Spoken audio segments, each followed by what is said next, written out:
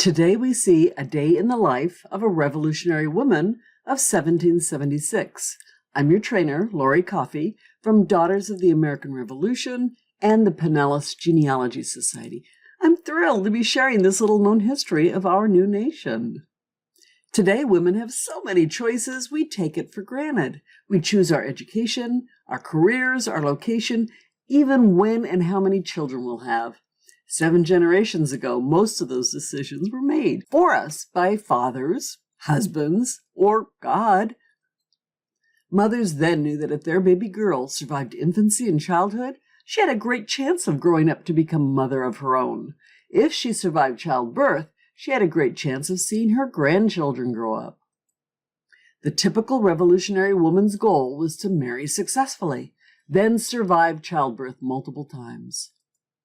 In 1776, women gave birth at home, hopefully aided by a sister or aunt serving as a midwife, but rarely with the help of a doctor. With her lifetime chances of dying from childbirth at 1 in 8, it would be a devastating loss for the family.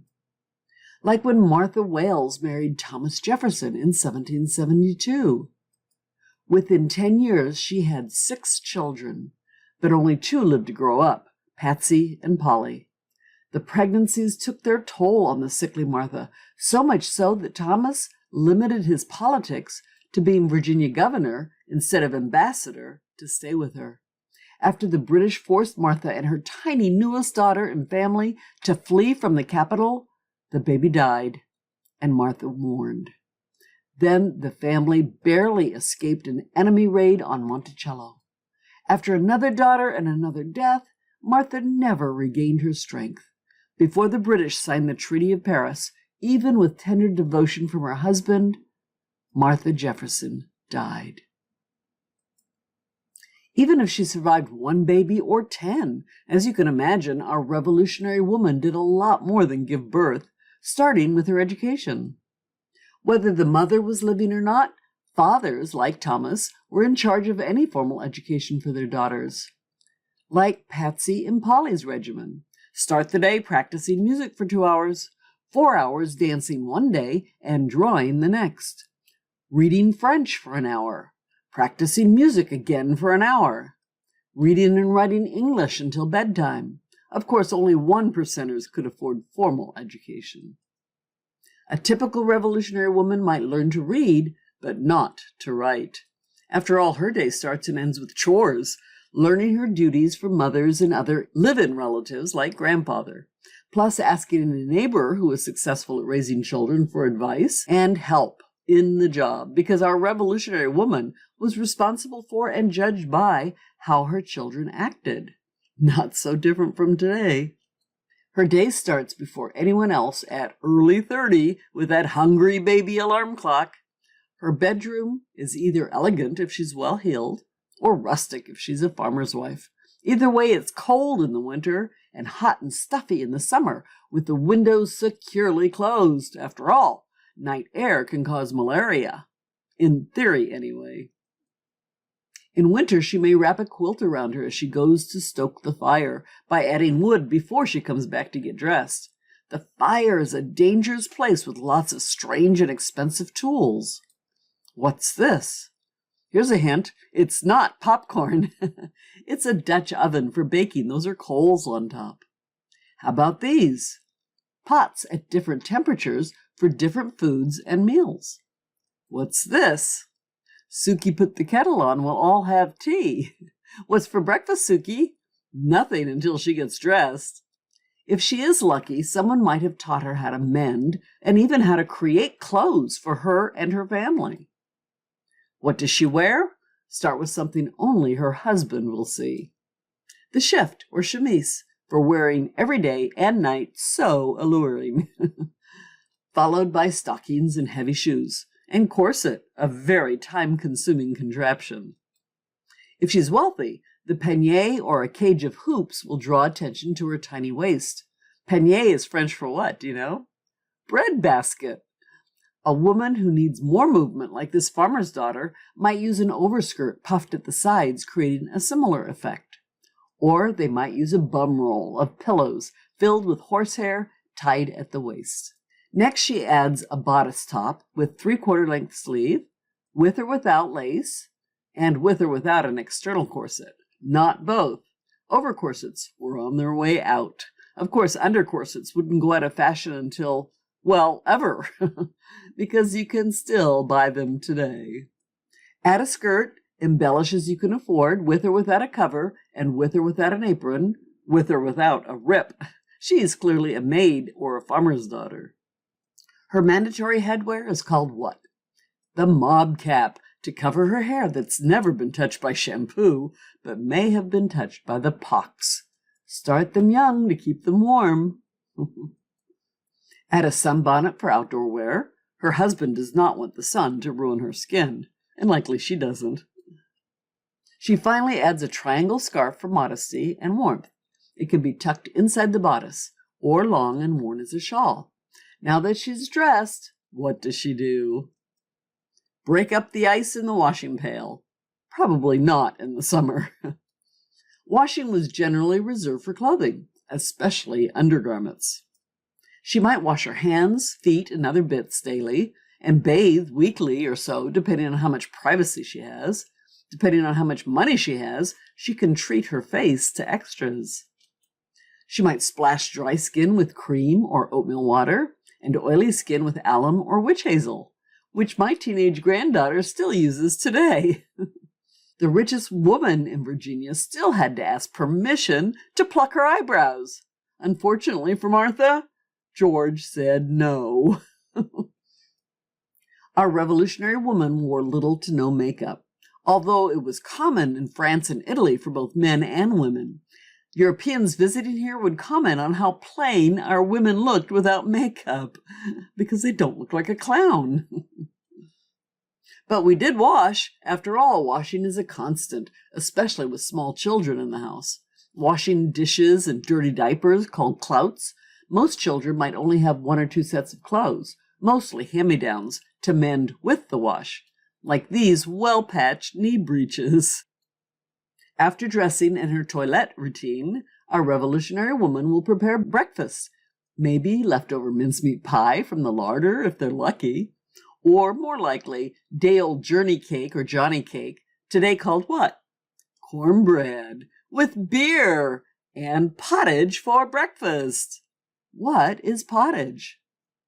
Leftovers, kept warm in a stew with oats or barley sprinkled in to thicken it. Always available on the low flame for supper, with a fresh dinner on the higher flame served every day at noon. And if tea is not floating in the harbor, it may be served at tea time with bread and butter. What time is tea time? 4 or 5 o'clock, depending on how continental you are. If she plans ahead, she has a well-stocked larder, generally on the north side of the house or in the root cellar with the root vegetables. This is where she stores her preserves and dried foods, hangs her smoked ham for the week, and fresh killed fowl and rabbits to cure. Also in the larder, she stores fresh milk and hand-churned butter and maybe cheese, along with pies and bread she has baked, but rarely cake, which requires yeast or eggs with elbow grease, using a twig whisk to whip them for a full hour with no timer. Who has time for all that whisking with all those babies to feed by hand, plus trying to keep the toddlers quiet while the babies nurse until they're asleep? That's why our Revolutionary woman might be eager to increase her household with a maiden aunt or sister, or more likely a poor relation, like cousin or even bachelor uncle. All stored supplies are kept under lock and key, and the mistress, with her basket, will move through larder, smokehouse, and storeroom, weighing and measuring all the supplies, while collecting those for today's needs. After breakfast, she goes to the well and fills the buckets to wash dishes and laundry. Pause to stoke the fire, sand the floor while the water heats. There is no such thing as a break, except maybe to nurse that baby. Without fail, every day she feeds the goats or cows, the pigs, chickens, and sheep, then collects their milk and eggs, and decides which ones will be harvested next. You bit me, Porky, you're going down. In addition to managing the household and having and rearing her children, and any children given to her by carousing brothers, older sons, or husbands, Benjamin Franklin, she will assist her husband in whatever work he does at home, on the farm, in the store, or at the tavern, but likely not in the office. She will dip the candles or weave the cloth while watching the children. Nearly everything is raised and manufactured on site. Cotton, wool, and even tricky-to-handle flax is spun and woven, and the cloth cut and made into garments for the family and the help. Whether she only has a drop spindle or a big spinning wheel, that's a big one, making yarn or thread and sewing was a necessity of life in America, especially during the war when patriots boycotted imported cloth from England. But don't worry if you don't have the tools or the skill. You can barter or buy from neighbors who are good at it. Like Esther de Burt Reed, First Lady of Philadelphia, who led her sewing circle / First Woman Service Group in raising 7,000 pounds or $30,000 today from their neighbors for the Patriot cause. When she presented the cash to the general, he said he would rather have shirts for his half-naked troops. The ladies then used the cash to buy linen from their neighbors and make the shirts, all by hand, with their names embroidered to prevent their shirts from disappearing by their fellow compatriots. In addition to sewing, our woman of 1776 tends to the kitchen garden with plants for eating, which the first cookbook in America explains how to prepare, like the New American Vegetables, fruit tarts, pies, and preserves to save the summer's bounty, and journey cake to fill their larder and their bellies. Her garden also grows plants for healing, like yarrow, known to stop bleeding and treat fevers. An onion, cut in half and put on burns, because a wife and mother is also the family medic.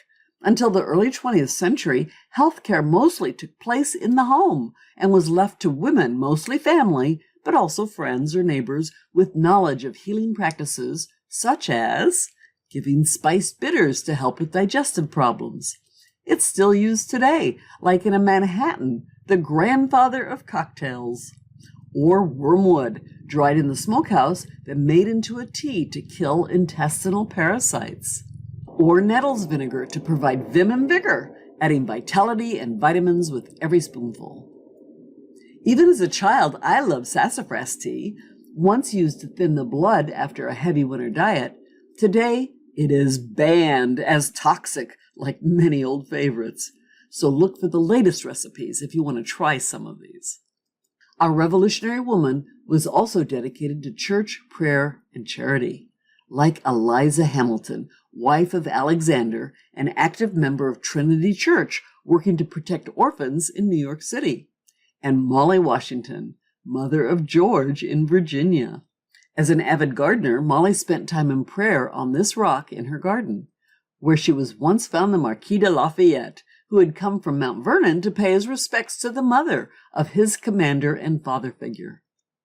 She served him homemade ginger cake with orange zest and a mint julep, another OG cocktail.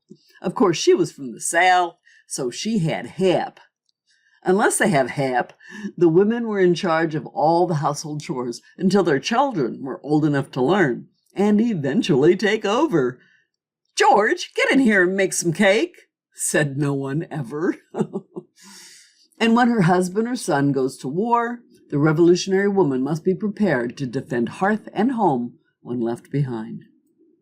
Like Deborah Franklin, who was not about to see her newly built house get pulled down by rioters who had destroyed other houses of the Stamp Act team, even those fighting it at Parliament like her husband Ben.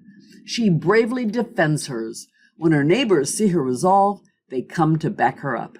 Ben wrote her, "I honor the spirit and courage you showed in that time of danger." Our Revolutionary woman must often serve as a surrogate husband, stepping in to cover his work while he's away. Like the extraordinary Abigail Smith, though she never had the chance to attend school, she was a voracious reader from her father's library and one of the most well-educated, self-educated women of her time. Like all women, Her future was tied to her choice of husband, so she sought out a partner who valued her intellect and accomplishments. Of course, she found them in John Adams. While John was in Europe negotiating for America, she kept their farm running, paid the bills, raised and taught educated children. She encouraged son and future president John Quincy to use his natural gifts to overcome challenges, writing, "These are the times in which a genius would wish to live. Great necessities," she said, "call out great virtues or honorable actions." Great advice! Women even followed the 14,000 troops to encampment for the winter pause in fighting.